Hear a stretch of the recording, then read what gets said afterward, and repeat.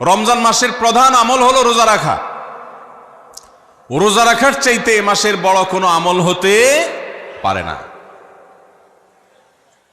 রোজা রাখা রমজানের সুন্নত না মুস্তাহাব? ফরজ।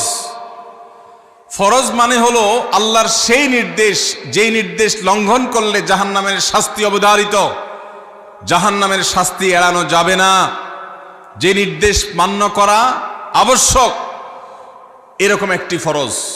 ইসলামের স্তম্ভ কয়টা ভাই? 5টা।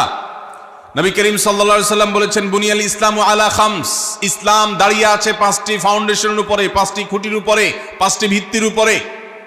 সেই 5টি ভিত্তির 1 নম্বর হলো শাহাদাতি আল্লাহ ইলাহা ইল্লাল্লাহ ওয়া আন্না মুহাম্মাদান রাসূলুল্লাহ, আল্লাহ ছাড়া ইবাদত এবং উপাসনার উপযুক্ত আর কেউ নাই, আর মুহাম্মদ সাল্লাল্লাহু আলাইহি সাল্লাম আল্লাহর পাঠানো রাসূল, এই কথার সাক্ষ্য মুখে দেওয়া, এটা হলো 1 নম্বর স্তম্ভ।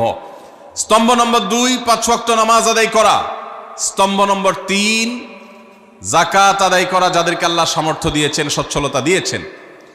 স্তম্ভ নম্বর 4 হজ করা। স্তম্ভ নম্বর 5 রমজানের রোজা রাখা। তবে অনেক হাদিসে রমজানের রোজাকে 4 নম্বরে আর হজকে 5 নম্বরে রাখা হয়েছে। তাহলে রমজান মাসের রোজা রাখা এটা শুধু ফরজ না, মৌলিক ফরজ।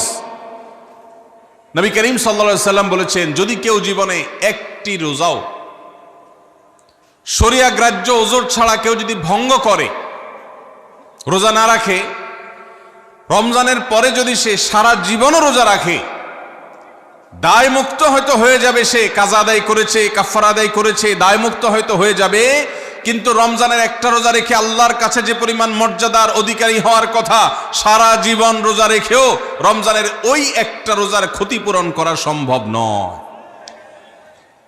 এই জন্য সবাই রমজান মাসে ফরজ রোজা রাখবো তো ইনশাআল্লাহ। সকল প্রাপ্তবয়স্ক সুস্থ ইমানদারের জন্য রমজানের রোজা রাখা ফরজ। ভাইরা আমার,